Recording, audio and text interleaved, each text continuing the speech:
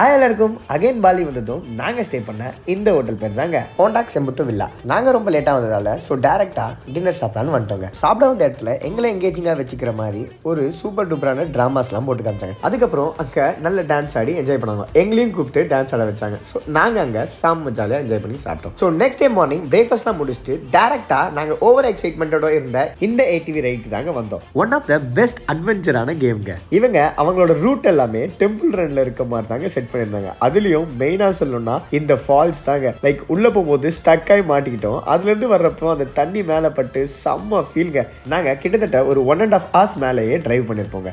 ஆனா எனக்கு போரே அடிக்கல, அவ்வளோ ஜாலியா இருந்துச்சு.